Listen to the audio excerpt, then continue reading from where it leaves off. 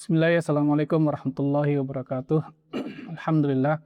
Wassalatu wassalamu ala rasulillah wa ala alihi wa sahbihi wa mawalah wa ba'd. Ikhwani fiddin, asyhadakumullah. Fahamkah kita bahwa sholat adalah perkara yang terberat dan terbesar dalam hidup kita ya. Terbesar karena sholat itu adalah merupakan tolak ukur dari semua amal-amal kita. Seperti yang sering kita dengar dalam hadis, Nabi bersabda, "Awwalu ma yuhasabu bihil 'abdu yaumal qiyamah as-shalah." Yang pertama kali dihisab dari seorang hamba adalah sholat. Kalau sholatnya bagus, sholatnya benar, maka amal-amal lainnya itu pasti bagus juga gitu. Tapi kalau sholatnya buruk, amal-amal lain juga buruk. Sholat adalah perkara terberat dalam hidup kita. Kenapa saya katakan terberat? Karena kita ini sejak balik sudah ada kewajiban untuk mengerjakan sholat. Setiap hari, minimal sehari 5 kali. Ya. Kita nggak bisa berdiri, mengerjakannya sambil duduk. Nggak bisa duduk sambil berbaring. Sudah nggak bisa berbaring, ya kedip-kedip. Kalau nggak bisa kedip-kedip lagi, ya baru kita disolatkan. Sholat kita disuruh bagi kaum laki-laki untuk mengerjakan di masjid. Ya kan? Kita juga diperintahkan untuk mengerjakan sholat dengan khusyuk, dengan tenang. Karena ini adalah salah satu penyebab kalau kita ingin mendapatkan surga Firdaus, ya, surga yang paling tinggi ya, di sana, ya kan? Seperti yang Allah firmankan di dalam surah Al-Mu'minun ayat yang ke-1 ya, sampai ke-11.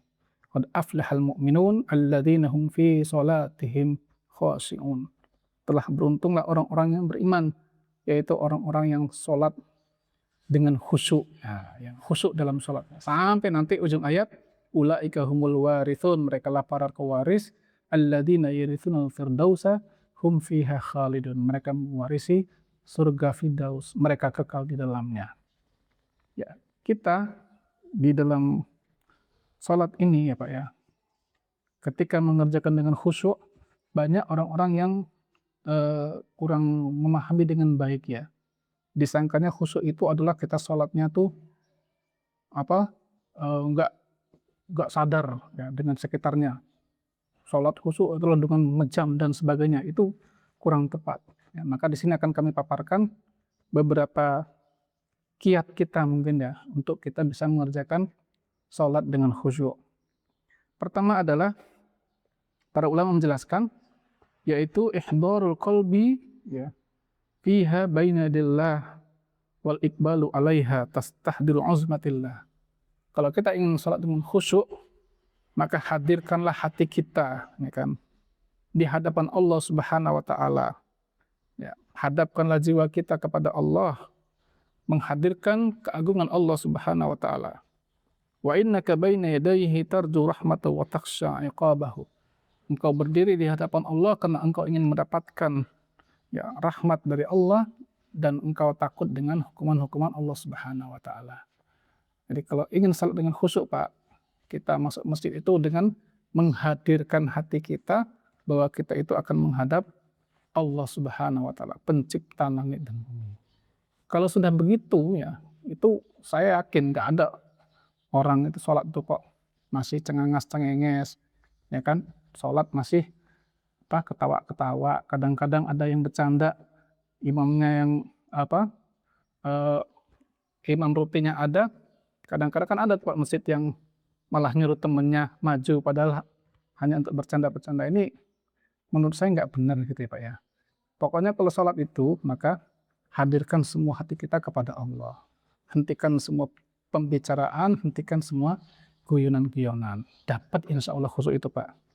Ya. Yang kedua, tarkul ma'asi wal hadharu minal ma'asi. Kalau Anda ingin salat dengan khusyuk, tinggalkanlah maksiat-maksiat ya. Tinggalkanlah perbuatan-perbuatan dosa. Hati-hati dengan maksiat itu. Karena maksiat itu akan memalingkan kekhusyukan kita dari Allah Subhanahu wa Ta'ala. Ya, kalau kita itu Pak ya, mohon maaf Pak ya, misalnya orang yang, ini contoh Pak ya, kita misalnya masih suka merokok ya. Bapak-bapak ketika merokok, misalnya sendirian ya, di waktu malam ya. Saya yakin Bapak itu akan merokok dengan khusyuk sekali. Ya, Bapak akan menikmati setiap apa hembusan atau tarikan rokok yang Bapak hisap itu. Bapak menikmati hembusan-hembusannya, ya kan? Itu adalah contoh sederhana, Pak. Kayak orang yang khusyuk tadi loh. Ya. Orang yang khusyuk nonton TV, nonton film drama sampai nggak bisa nggak sadar dengan sekelilingnya, sampai nggak dengar kalau istri memanggil dia. Ini gambaran-gambaran tentang khusyuk tadi. Kalau orang itu ya tidak bisa meninggalkan maksiat-maksiat kepada Allah, itu dia akan terpalingkan dari kekhusyuan hatinya. Ini contoh Pak, ya. Ketika hati kita, mohon maaf Pak ya, misalnya bergemuruh dengan sebuah kemaksiatan, ya. Misalnya kita senang dengan seorang wanita, yang kita nggak bisa lepas bayangan wanita itu. Waduh, itu kita akan terganggu, ya. Salat kita tuh akan terganggu Pak. Ya, jadi kita harus memang betul-betul melepaskan dulu semua hal-hal selain Allah Subhanahu wa Ta'ala. Ketika kita bisa melepaskan semua maksiat-maksiat itu, maka insya Allah yang namanya khusyuk itu akan hadir dengan sendirinya. Selanjutnya adalah farigul qalbi, ya, laisa indaka masyagil. Kalau kita ingin khusyuk, maka hati kita ini harus dalam keadaan yang kosong, ya. Tidak dalam kesibukan apapun, ya. Tidak dalam pikiran-pikiran apapun. Makanya kalau orang salat itu kan oleh Nabi SAW dianjurkan dia untuk menyelesaikan semua urusan-urusannya. Dalam hadis Muslim beliau bersabda, la salata bihadrit ta'am. Tidak boleh salat itu ketika makanan itu sudah hadir. Ya, ini biasanya yang masih suka makan malam Pak ya, yang masih suka makan malam, azan tahu-tahu makanan siap, jangan. Mendingan makan dulu selesai baru masjid. Nah, kalau mau jauh-jauh ya jauh-jauh dari sebelum azan kita sudah makan, ya kan? Wala huwa yudafi'ul khabathan. Jangan juga sholat dalam keadaan menahan-nahan dua kotoran, yaitu antara buang air kecil dan buang air besar, ya kan? Kita sholat itu usahakan semua pekerjaan-pekerjaan kita dalam urusan dunia itu sudah kita selesaikan. Bagaimana kalau belum selesai misalnya? Ya, Bapak sedang mengerjakan apa atau apa, ya harusnya diatur waktunya kan? Atau memang tinggalkan benar pekerjaan itu. Seperti saya pernah baca buku, ada seorang ulama salaf yang dia itu bekerja sebagai tukang pandai besi. Nah, kan dia mukul-mukul besi itu Pak, untuk diluruskan. Ketika pas tangannya di atas itu, ada suara azan, Allahu Akbar tuh. Sudah, tangan itu langsung turun, naruh palunya, dia berwudu dan berangkat ke masjid. Tuh, jadi betul-betul ya udah nggak ada pekerjaan-pekerjaan dunia lagi gitu. Hati kita penuh untuk menghadap Allah Subhanahu wa Ta'ala. Kemudian selanjutnya yang keempat Pak ya. Di sini ada 5 tips ya. Yang keempat adalah fahmu ma'anil qiraah fis shalah. Usahakanlah kita memahami bacaan-bacaan sholat kita itu. Ya, Bapak-bapak yang nggak ngerti bahasa Arab, ya, sekarang Allah mudahkan kita dengan adanya HP-HP kita kan, tinggal ketik aja misalnya arti bacaan sholat itu akan keluar semua. Ada kawan saya di Jawa itu sampai buat metode tentang memahami bacaan sholat. Kalau nggak salah namanya metode sholati ya, Ustadz Fuad Rashidi ya di Solo. Ya, itu sampai mengadakan pelatihan-pelatihan. Ini penting sekali Pak untuk menghadirkan kekhusyuan dalam hati kita. Nggak mungkin kita akan khusyuk kalau kita nggak ngerti apa yang kita baca. Misalnya baca iftitah Pak, Allahumma ba'id baini wa baina khotoyaya. Bapak nggak ngerti apa artinya Allahumma ba'id itu apa. Tapi kalau Bapak paham artinya, ya syukur-syukur bisa bahasa Arab, masuk ke hati kita Pak. Ya Allah, jauhkanlah diriku ini ya dan kesalahan-kesalahanku. Ya kan, kama ba'adta bainal masyriqi wal maghrib, seperti engkau jauhkan antara barat dan timur. Itu kalau kita paham maknanya Pak, masuk dalam hati kita, wah mungkin kita bisa nangis lah, bukan cuma sekedar khusyuk sampai nangis, karena kita mohon Allah tuh jauhkan kita dari dosa-dosa kita, ya kan? Ketika kita sujud, ya ketika kita rukuk, tahiyyat, itu semua bacaan-bacaan yang sangat mengagumkan, yang akan menghadirkan kekhusyuan dalam salat kita. Yang terakhir, khusyuk itu bukan berarti kosong hati kita, bukan berarti kosong pikiran kita, Pak. Khusyuk itu adalah ketenangan jiwa kita, hati kita dari gemuruhnya urusan dunia. Khusyuk itu kita paham dengan bacaan kita, ya kan? Kita ngerti. Kalau kita jadi makmum, kita tahu imam itu bacaannya ada yang salah, ada itu namanya khusyuk. Ya. Dulu ada pelatihan salat khusyuk. Ya, sempat juga di Kota Metro ini diadakan pelatihan. Ya, tapi menurut saya ada yang kurang pas. Kata pelatihnya, kalau ini salat khusyuk, sekali-kali kamu salat dengan mematikan lampu, ya. Supaya kita membayangkan sholat di alam kubur. Apaan itu ya? Kalau pengen khusyuk sekali-kali sholat di tengah hutan. Ini nggak ada tuntunan dalam agama kita. Ya. Sholat itu kalau laki-laki di masjid, kalau perempuan di rumah atau ke masjid boleh. Tapi yang biasa saja. Khusyuk itu bukan berarti terus kita kosong pikirannya, nggak ada lampu. Enggak, biasa aja Pak gitu.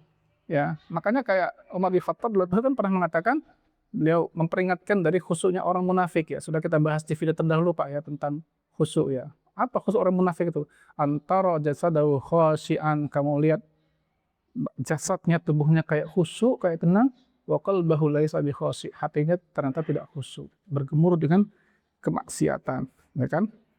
Nah, khusyuk itu kita tetap membaca tenang dan juga sadar dengan sekeliling kita.